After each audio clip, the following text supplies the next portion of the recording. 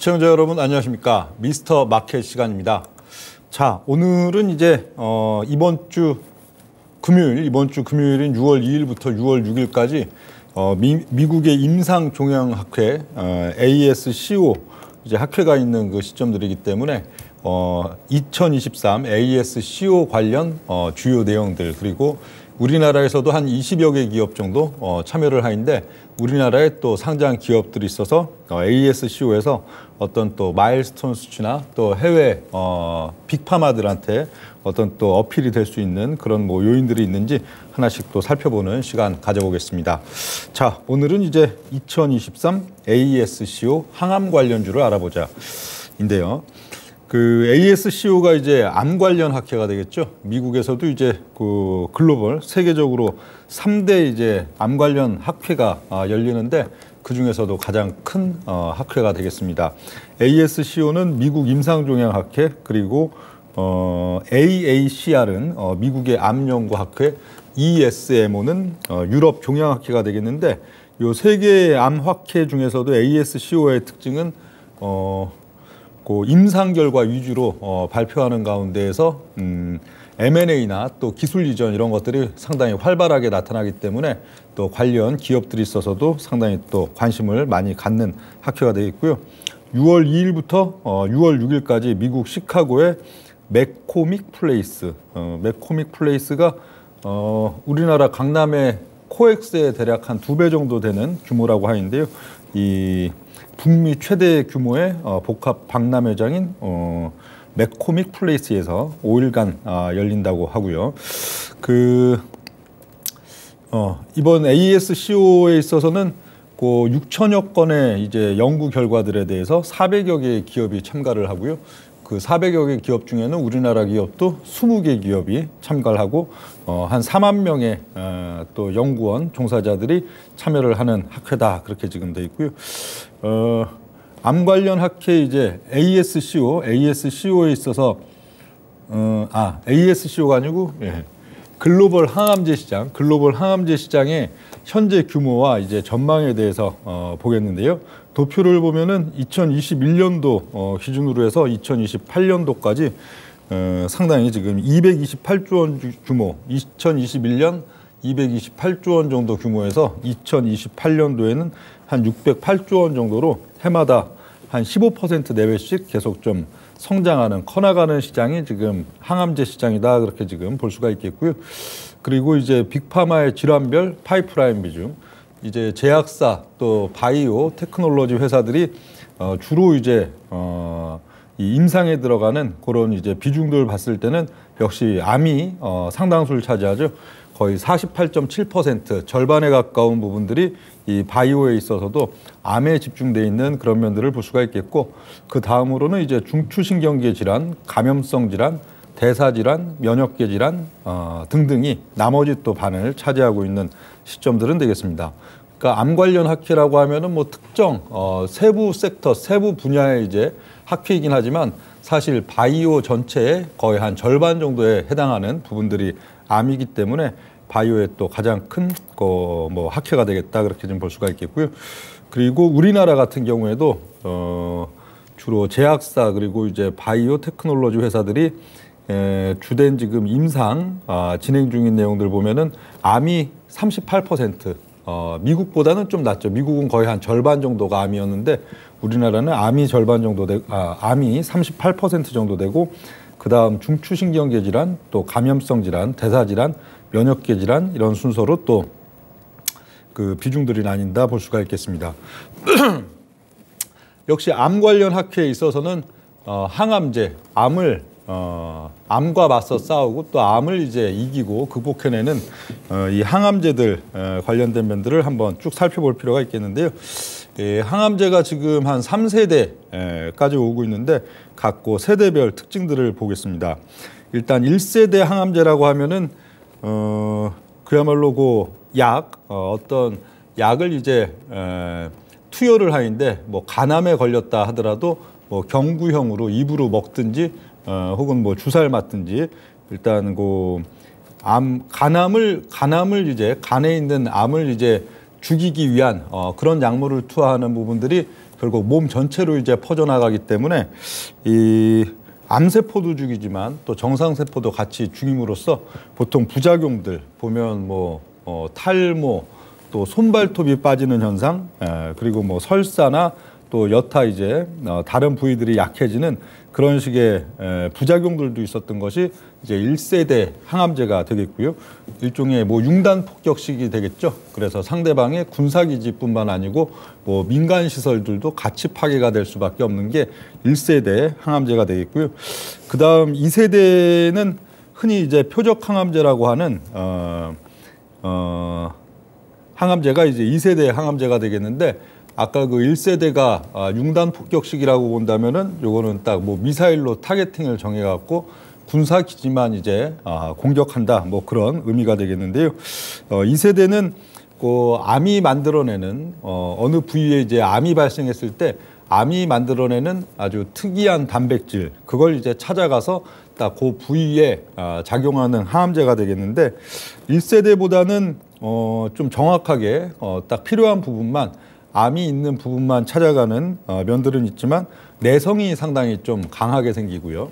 약을 계속 투여할 때에는 이제 말을 잘 듣지 않는 그런 현상, 그리고 약효, 상대적으로 독성이 좀 약하기 때문에 약효 자체도 1세대에 비해서도 오히려 좀 떨어지는 게 2세대 표적 항암제의 좀 문제점이었고요. 그리고 또 상당수의 또 암들 중에서는 이런 특이한 단백질을 만들어내는 암들이 있는 반면에 또 특이한 단백질을 만들어내지 않는 또 암들이 있기 때문에 이런 경우에는 표적 항암제를 쓸 수 없는 그런 문제가 있는 게 이제 2세대였고요.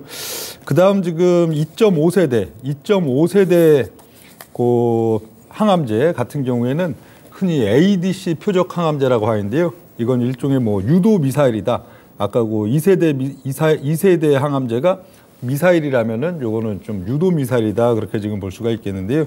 이 2세대 표적 항암제에다가 좀 강한 독성, 2세대의 문제점 중에 하나가 좀 약효가 좀 떨어진다 하는 면들이기 때문에 강력한 독성을 가진 약물을 연결을 해갖고 그 약물을 이제 정확한 딱 시점에 정확한 또 위치에 원하는 양을 좀 투여할 수 있게 하는 게 요 ADC 표적 항암제가 되겠고, 뭐 현재 시점 뭐 미국의 암학회에서도 상당히 좀 뜨겁고 핫한 이슈 중에 하나인 기술이 되겠습니다. 그리고 그 다음은 이제 3세대는 흔히 이제 면역 항암제라고 하는데요.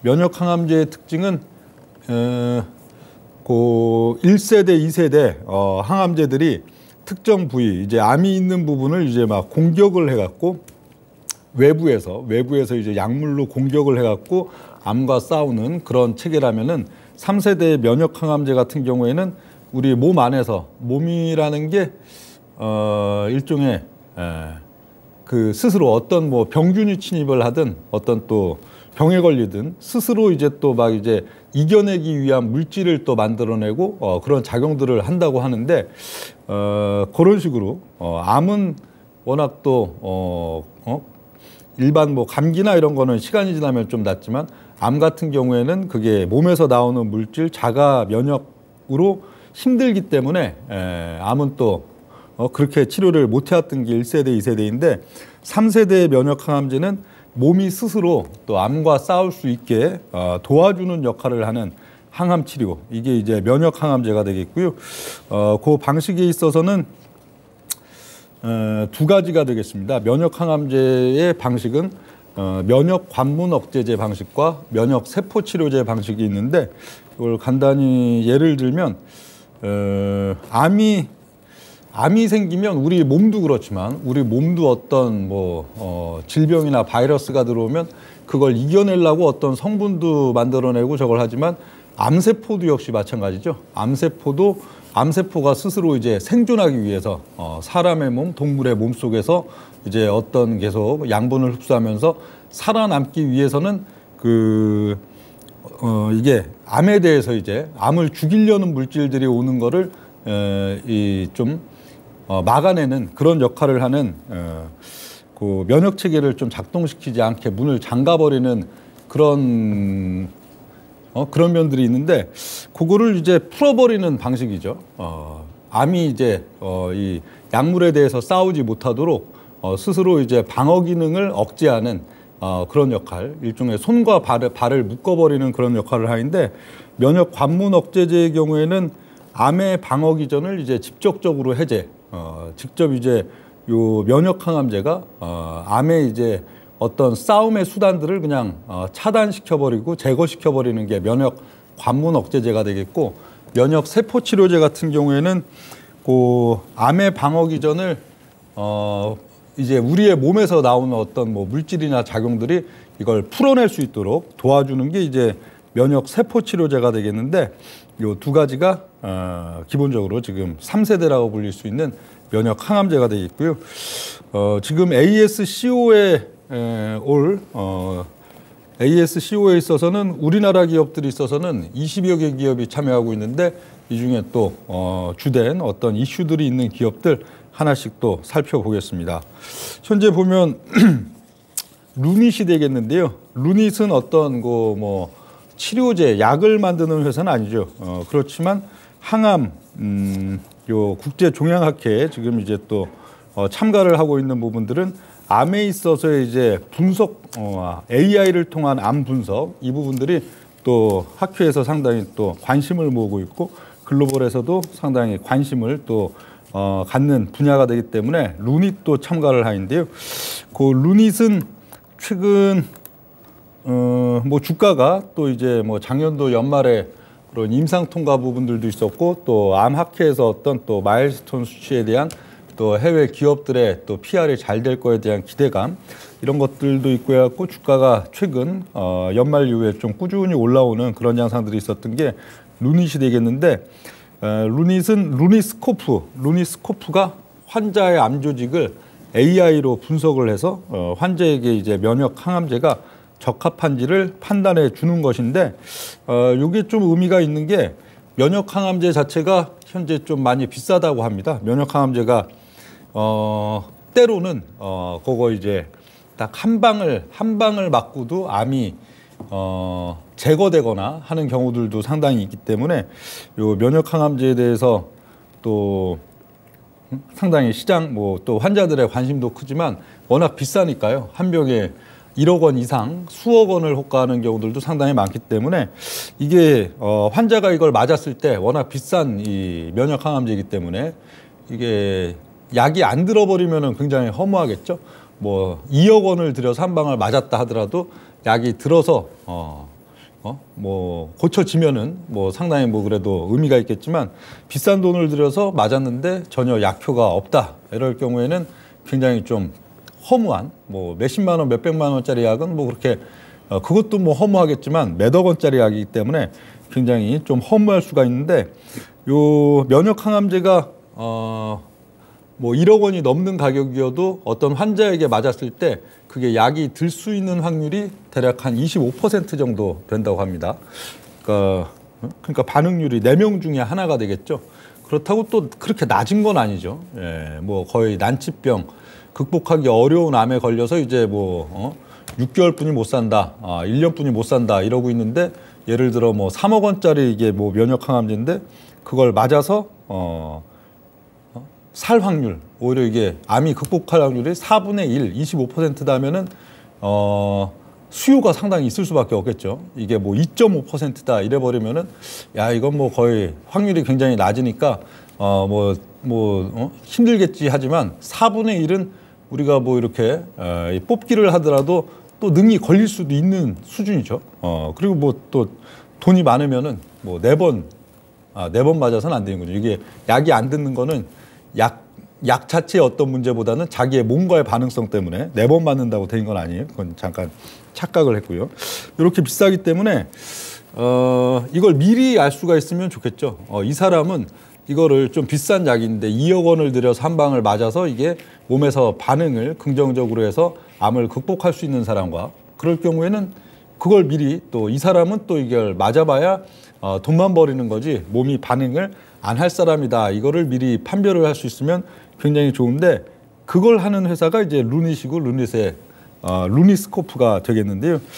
이게 한번 루닛스코프를 통해 가지고 요 암 조직을 분석해 갖고 이 면역 차기를 살피는 데 있어서 드는 비용은 한 130만 원에서 200만 원 정도 한다고 합니다. 130만 원에서 200만 원이면 비싼 것 같아도 또 비싼 게 아니죠. 1억 원이 넘는 면역 항암제를 맞았을 경우에 그게 몸이 반응하고 들 확률이 25%인데 그걸 가려줄 수 있는, 그걸 가리는 데 드는 비용이 뭐 130만 원, 200만 원이라면은 사실 굉장히 또 싼 비용이다, 그렇게 볼 수가 있겠는데, 그 루닛의 이 루니스코프 있어서는 이렇게 환자의 이제 암조직을 이렇게 막 이제 또 분석을 해가지고 그 분석된 그 결과치로 이 환자한테는 A사의 면역 항암제가 투여되었을 때 몸에 긍정적 효과를 낼 수가 있다. 아니면 이 사람의 그 면역 체계를 놓고 봤을 때는 이 사람은 듣지 않는다. 그걸 판별을 해준다 하는 그런 내용들이 되어 있고요. 예, 그 임상 같은 경우에도 보통 이게 꼭 그 암에 걸려서 면역 항암제를 이제 맞을 것이냐 안 맞을 것이냐를 구별하기 위한 그런 정도로도 이 루니스코프를 또 쓰게 되지만, 특히 임상에서 좀 많이 쓸 수밖에 없다고 합니다. 임상에서도 사용할 수 있기 때문에 임상 3상에 들어가는 환자들 같은 경우에도 뭐 수천 명이 되겠죠. 그 사람들한테 또 이걸 쓰이게 되기 때문에 제약사 병원에서 건당 또 130만 원에서 한 300만 원씩 수취하는 그 부분들이 상당히 또 매력 있는 포인트가 된다 하는 그런 내용들이 된 게 루닛이 되어 있고요. 루닛은 최근 기조 있어서 뭐 작년도 이제 4분기 임상 그 루니스코프가 이제 루니스코프의 그 면역 항암제 관련 연구 결과 16편 가운데 하나가 FDA 이제 또 임상이 또 승인받는 그런 양상들 속에서 주가가 조금씩 오르기 시작하더니 최근 이제 4월 달, 5월 달 있어서는 또 학회에 대한 기대감 이런 것 때문에 또 주가는 단기적으로 좀 많이 올라와 있는 그런 지금 시점들은 되고 있는 게 루닛이고요. 뭐 단기 흐름에 있어서 좀 상승 수익이 비슷한 양상들도 있어가지고 오히려 학회 이후 시점들에 있어서는 주가가 약간 좀 반락이 나왔다가 그러고 이제 여름장 흐름에서 다시 좀 치고 갈 가능성이 있는 게 루닛이다, 그렇게 또 볼 수도 있겠습니다. 그 GC셀 보겠는데요. GC셀에 있어서는 NK세포 치료제 AB101 관련된 이 부분이 이제 또 학회에서 상당히 또 주목을 받고 있는 내용들이 되어 있고요. 요 T세포 치료제 같은 경우가 이게 이 면역 항암제가 한 방에 이제 완치될 수도 있는 그런 또 꿈. 최근 보면 뭐 이렇게 뭐죠? 예, 최근에 보면은 그 갑자기 용어가 갑자기 안 떠오르네요. 그 일본에서 저 세브란스에 그 만들어줬다는 게 갑자기 이름이 안 떠올라고요. 자, 암에 있어서 이 치료를 하는 데 있어서는 여러 가지 좀 어려운 면들이 있죠. 일단 시간도 많이 걸리고 또 불확실성, 이게 암이 치료가 될 수 있을까 하는 이제 불확실성, 그리고 다른 인체 장기와 또 노화를 촉진시키는 그런 등등의 여러 가지 부작용들이 있는데, 요 면역 항암제가 매력적인 부분들은 역시 한 방에 이게 굉장히 비싸더라도 1억 이상의 비싼 가격이더라도 그 주사 한 방 딱 맞고 그걸 바로 완치를, 오히려 암을 완전히 죽여버릴 수 있는 그런 가능성 때문에 이게 꿈의 치료제다, 그런 또 이야기를 많이 하는데, 이게 상당히 근데 좀 비싸고 제작 과정상의 어려움들이 있죠. 요걸 또 상당히 극복하기 위한 그런 면들에 있어서 이 GC셀의 T세포 치료제가 상당히 또 주목받는 그런 면들이 있는데요. 이 면역 항암제에 있어서 기존 이제 T세포 치료 같은 경우에는 이제 환자 몸에서 이제 뽑아내서 그 환자 몸에서 뽑아낸 물질로 그걸 이제 치료용으로 개조를 하고 그걸 또 다시 투여하고 이런 가운데서 시간도 많이 걸리고 대량 생산이 불가능하죠. 일단 대량 생산이 불가능하고 기술을 가지고 있는 특정한 병원에서만 그걸 할 수 있기 때문에 상당히 좀 이렇게 어려운 면들이 있는데, 이 GC셀의 이제 NK 세포 치료를 통한 또 요 면역 항암제 요 부분들 있어서는 대량 생산을 할 수 있다는 게 가장 포인트가 되겠죠.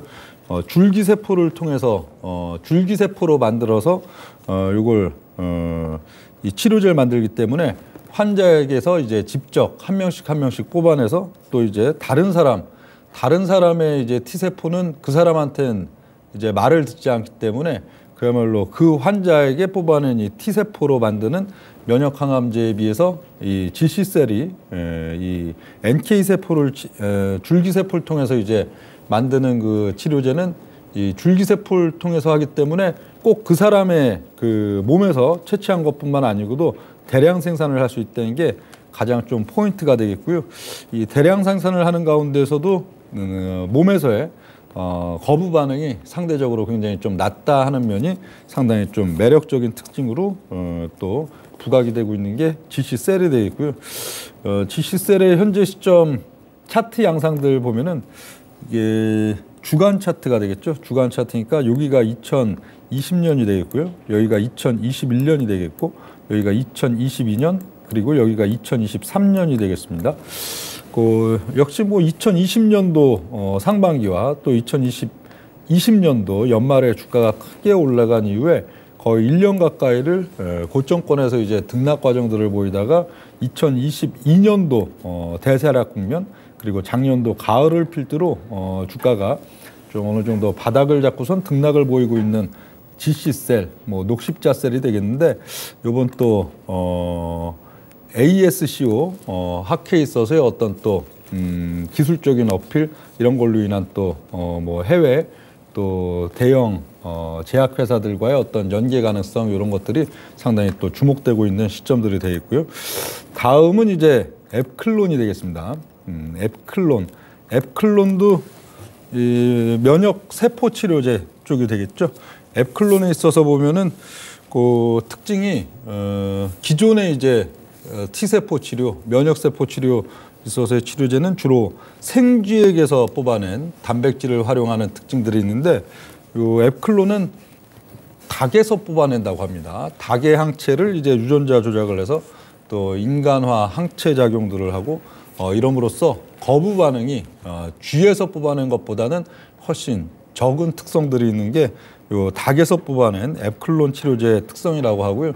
그리고 닭에서 뽑아낸 게 또 효능, 약효 자체도 상당히 좀 더 오래 간다 하는 그런 지금 데이터들이 있고요.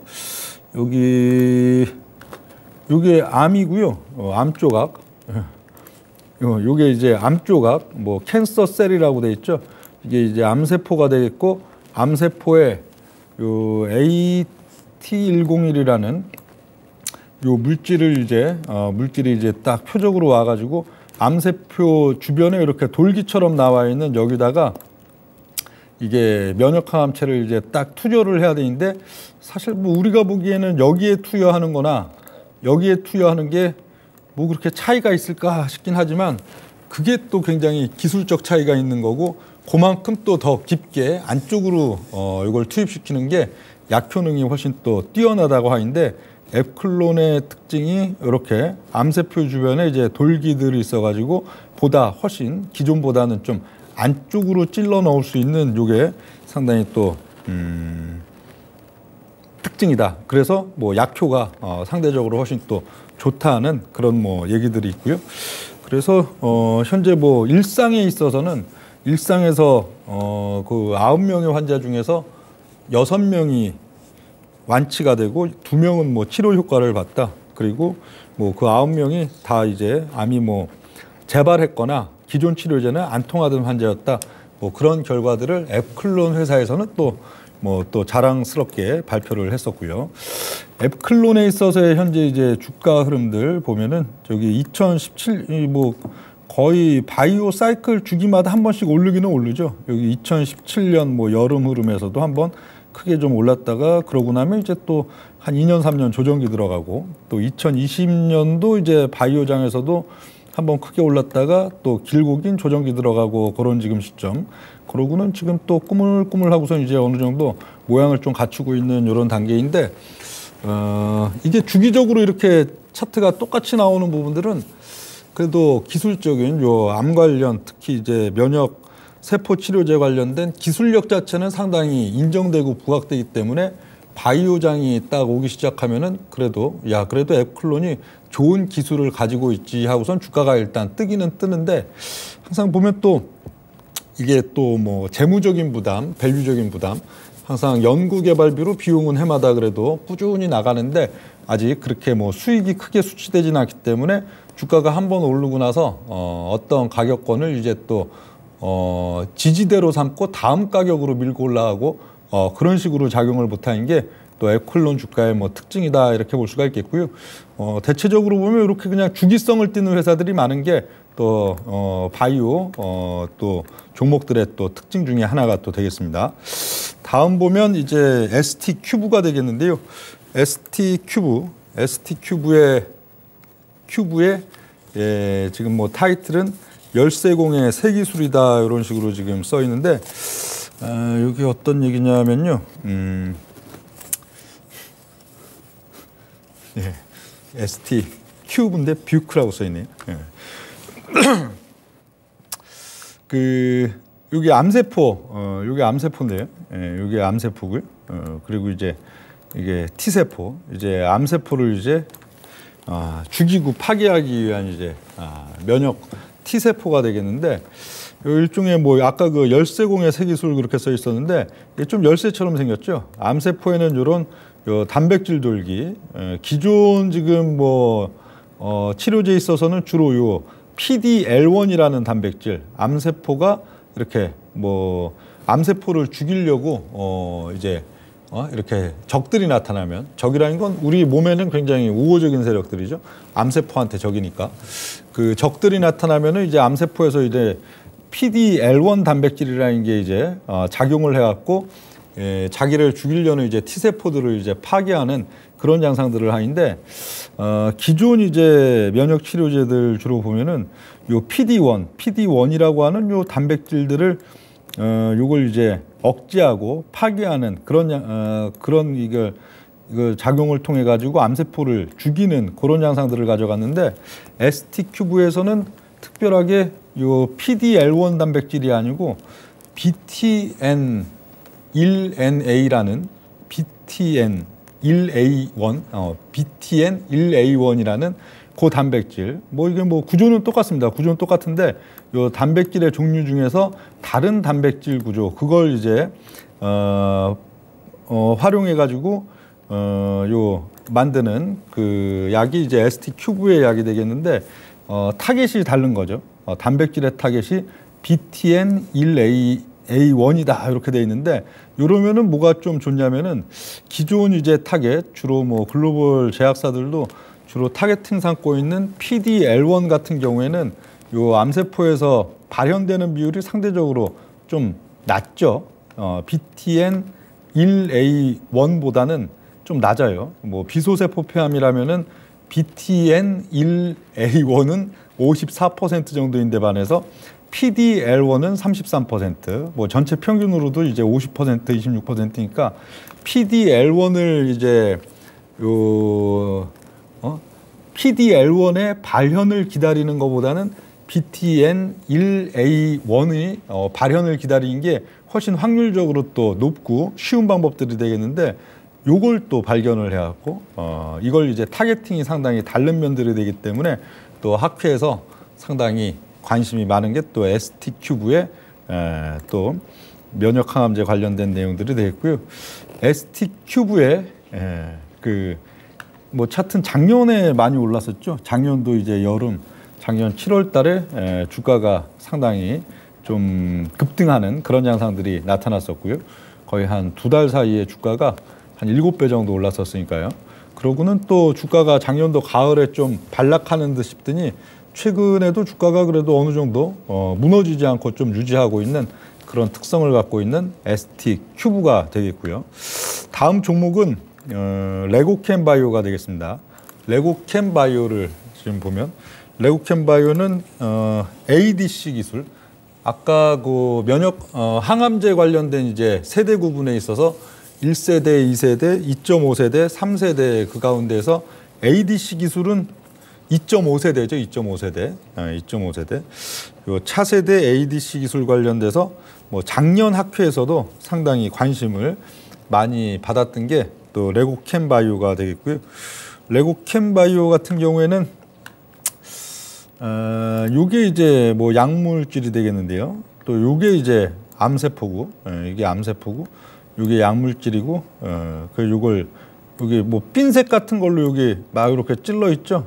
이렇게 핀셋 같은 걸로 딱딱 집어 있어요. 근데 이게 우리가 보기에는 뭐 암세포 덩어리에 아무데나 툭툭 찔러도 뭐 똑같을 것 같은데 그게 그걸 딱 그 위치를 찔러줘야 굉장히 약효도 좋고 또 암세포도 잘 죽는 그 부분들이 딱 있다고 하는데 요 그 특정 부위를 딱딱 잘 찝어주는 기술들을 갖고 있는 게 이제 레고캠 바이오의 또 신약 관련된 기술이 되겠고요.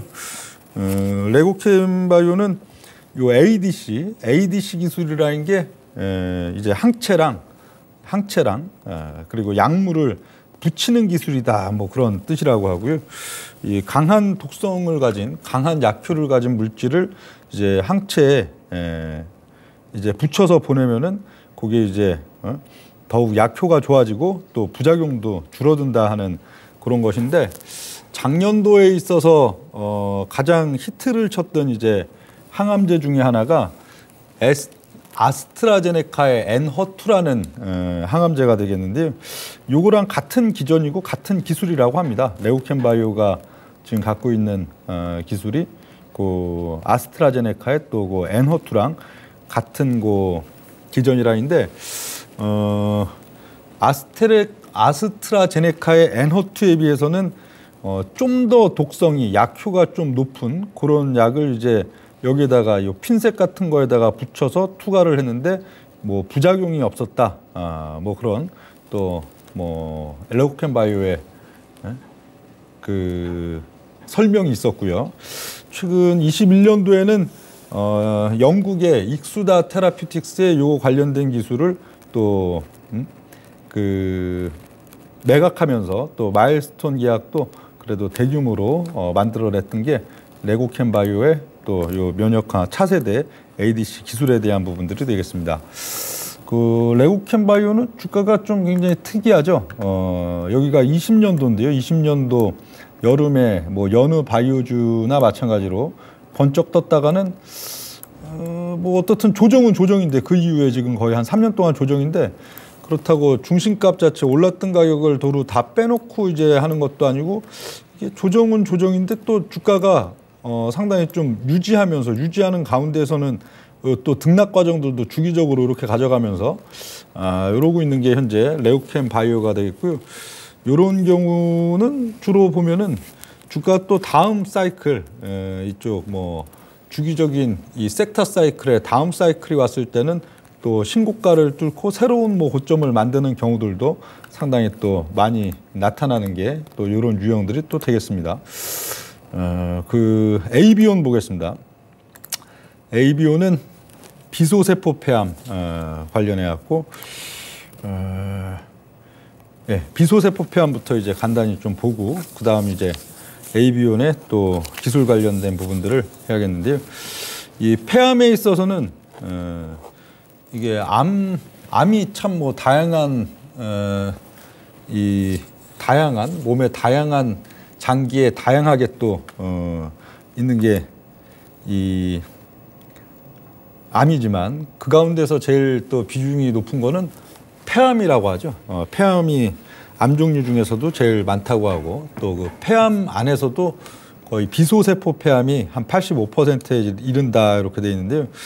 그래서 폐암의 지금 현재 시점 2023년도 있어서의 가장 뭐 표준 치료라고 볼 수 있는 그래도 가장 잘 나가는 항암제는 역시 또 오늘은 아스트라제네카가 많이 나오네요. 아스트라제네카의 타그리소 요게 이제 그래도 비소세포 폐암을 표적으로 가장 잘 만든 표적 항암제다. 그래서 지금 폐암에 있어서 가장 많이 쓰이는 지금 치료법이 되는데 요 아스트라제네카의 타그리소가 단점이 있다면 내성이 상당히 많이 생긴다고 합니다. 내성이 상당히 많이 생기는 그런 단점이 있는데 그 내성이 주로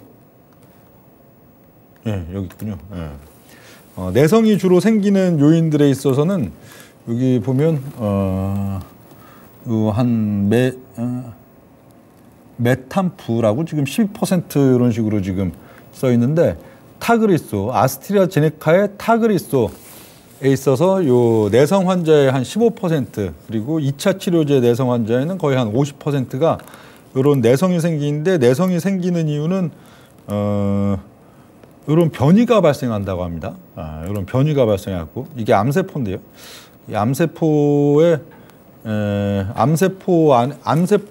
주변에 이렇게 고구마, 땅에 고구마 이렇게 심어진 것처럼 이렇게 돼 있는 게 이게 그 변이들인데, 이런 변이들이 생겨가지고 여기가 이제 표적 항암제인 타그리소가 이걸 딱딱 이제 투과해가지고 암세포를 죽여야 되는데, 요 변이들이 이렇게 생겨 있으면은 이게 이 약이 잘 안 듣고 또 내성이 생기고 하는 그런 현상들이 나타나갖고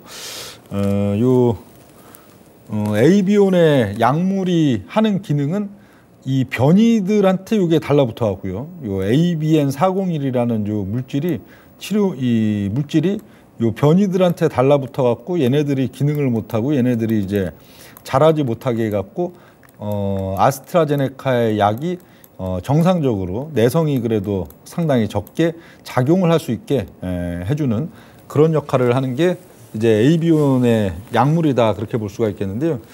이건 좀 특이한 경우죠. 보통 보면 어떤 질병에 대해서 그리고 질환에 대해서 직접 이 회사의 약이 그 약과 싸우기 위한 신약들은 주로 많이 봐도, 특정 회사에 유명하게 대중적으로 많이 쓰이는 품목의 약이 어떤 단점이 있는데 그 단점을 이제 보완해주기 위한 신약, 그런 개념이 이제 에이비온의 지금 치료제가 되겠고요.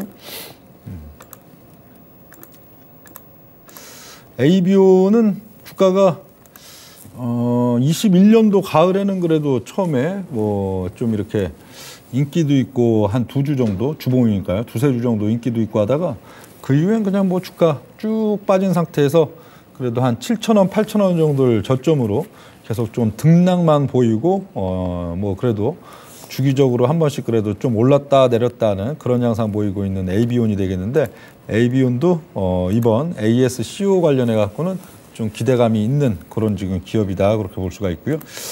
다음은 이제 유한양행이 되겠습니다.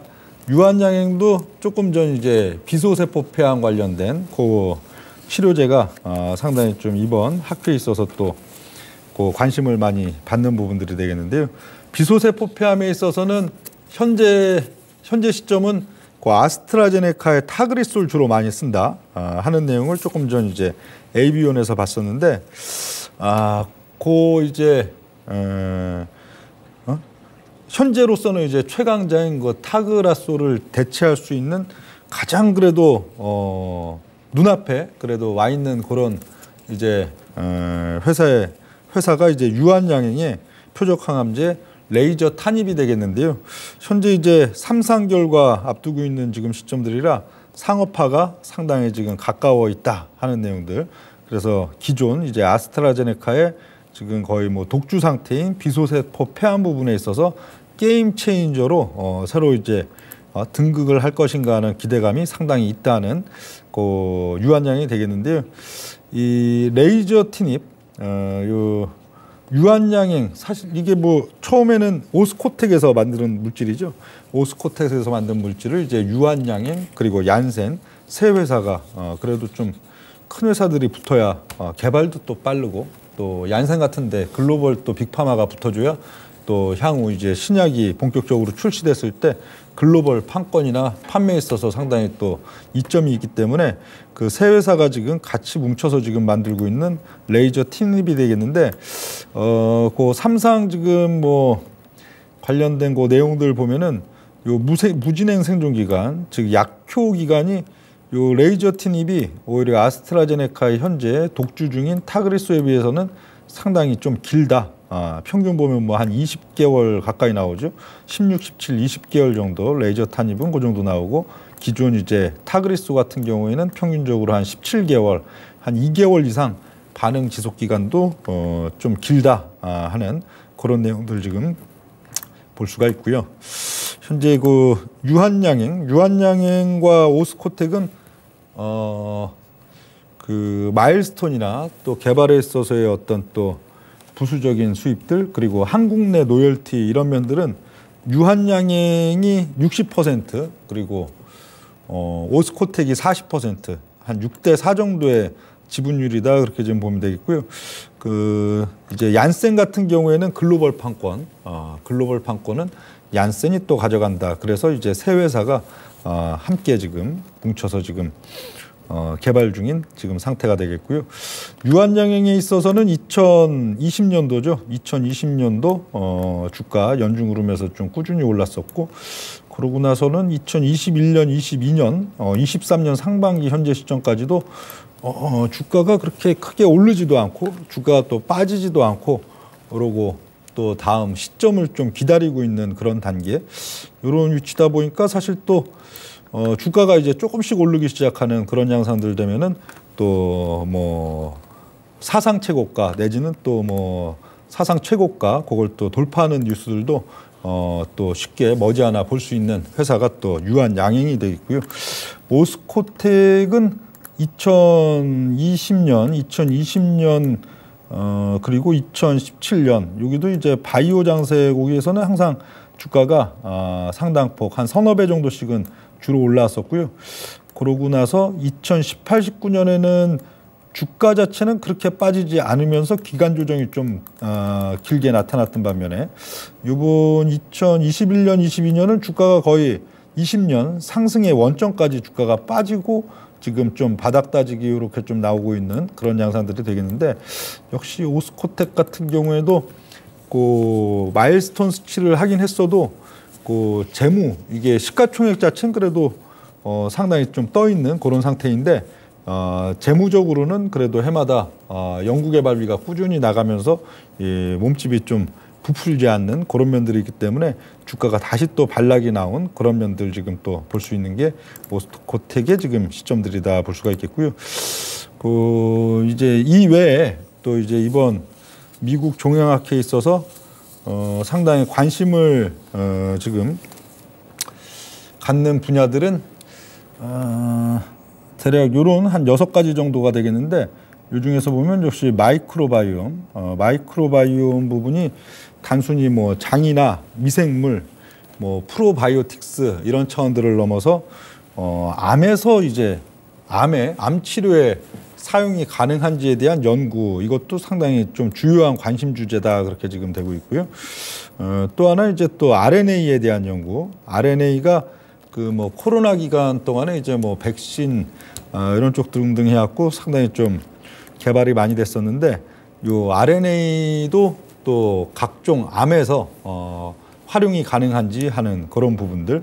또 하나는 이제 암 백신이 되겠죠. 우리 백신 하면은 그쵸, 뭐 다양하게 쓰이죠. 뭐 이런 뭐 코로나나 아니면 뭐 독감 뭐 등등뿐만 아니고 여러 가지 좀 예방 차원에서 쓰이는 부분들이 있는데, 암 백신이라는 얘기는 별로 들어본 적이 없죠. 뭐 간암을 막기 위해서 암 백신을 맞는다. 그렇죠?